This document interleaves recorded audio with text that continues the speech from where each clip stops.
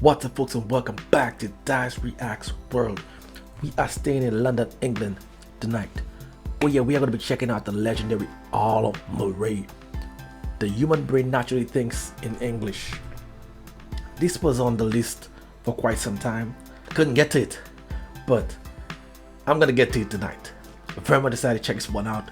We ain't going to waste no more time. We're just going to get right into it, folks. We're going to get right into it. Oh yeah.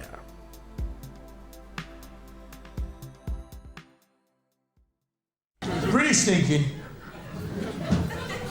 keeps us permanently one step ahead of the world because we have a natural advantage that keeps us one step ahead of the rest of the world. And that is because we the British, the reason we have British thinking is because we the British think in English. That's right. And English is the easiest, most straightforward language to think in London because English is natural, isn't it? English is a natural language that forms naturally in the human brain. Deep down in the grey matter, grey is an English word, there's a clue for you. Spelled with an E, Neil. Still, if you can't spell the word colour right, you're not going to get the individuals on the money, are you? Deep down in the grey matter of the human brain, the nerve synapses knit together to form the English alphabet, yeah? And that's why all the other languages in the world use our alphabet, because there's English in there somewhere struggling to escape. Except, of course, for the Chinese, who've gone on some appalling detour.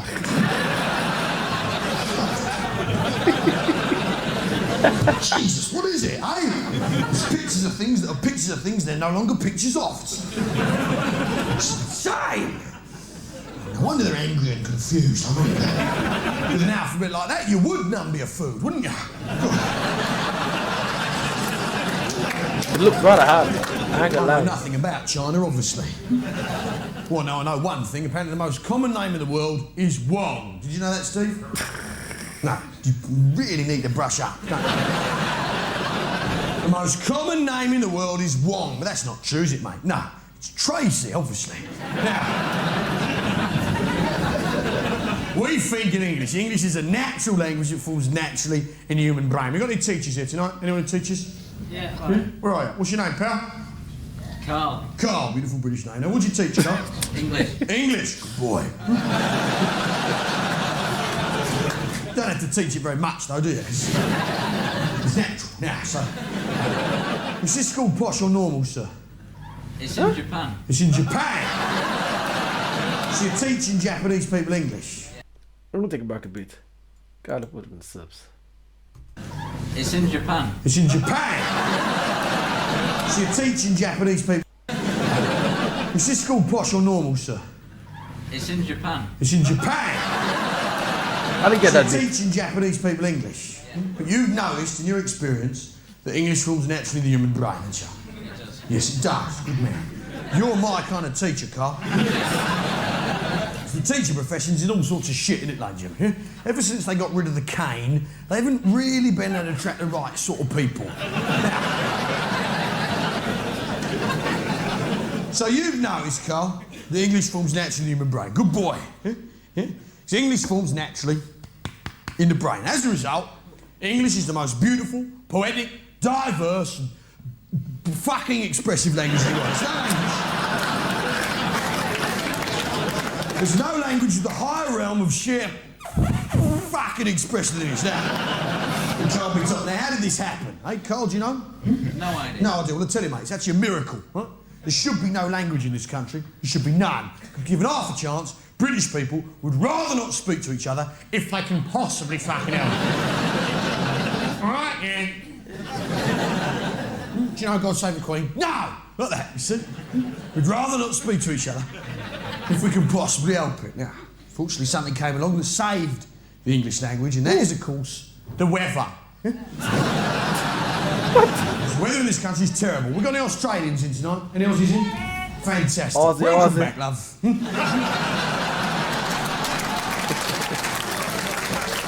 You've done your time, you've paid your debt. Now,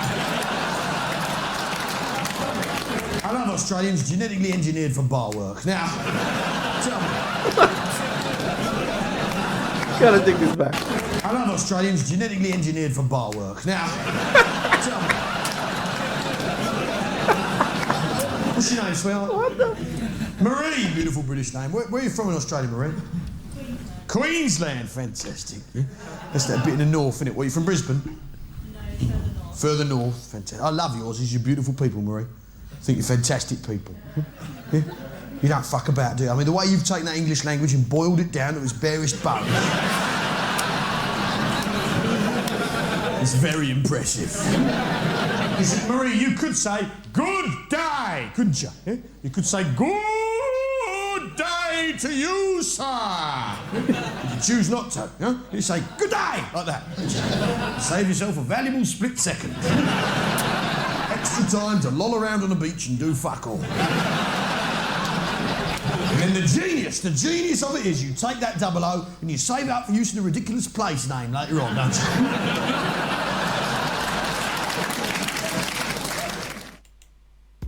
This was rather interesting, and I didn't catch everything that was being said there, but there was a part where when he asked the guy from the crowd, the teacher, he said something like, does he speaks posh or posh? There was something there I didn't understand. What was he saying that he teaches? Somebody hit me up in the comments. Look, I didn't catch that. And guys, you know how the subtitles are on YouTube. It's pretty horrible. I didn't make out what he was saying there, but it's just very interesting that Al Murray, because that's not the first time I'm seeing he's touching on. Just now, is it the first time I'm seeing?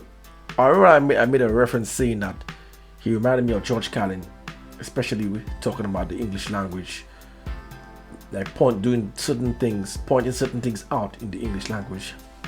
And I'm seeing Al Murray do that again. I don't know if it's from the same beat. I'm not too sure, but it seems like Al Murray is big on English, like he does certain comparisons, not just like Australian, but it seems there's a fascination with language with him, because not many comedians I've seen that really try to tackle language in a comedic fashion. It's not something you usually find. Normally you might hear maybe like obscene languages in certain cultures, right? They might talk about certain slang words to that effect, but the way that he's doing it is different. It just reminds me of George Carlin. Like, there's a deeper aspect to what he's saying there, but it's just a short bit, so I didn't get the entire, you know, the entire foundation of like the entire segment, like that segment. Yes, but this was very interesting, and I'm gonna be checking out more from him. Hit me up with some more suggestions, and I'll try my best to deliver. If you want to see that long drawn out outro that I do, hit me up on Dyce Reacts where I do music reactions. This way I'm going to be making my exit, so until next time, peace out.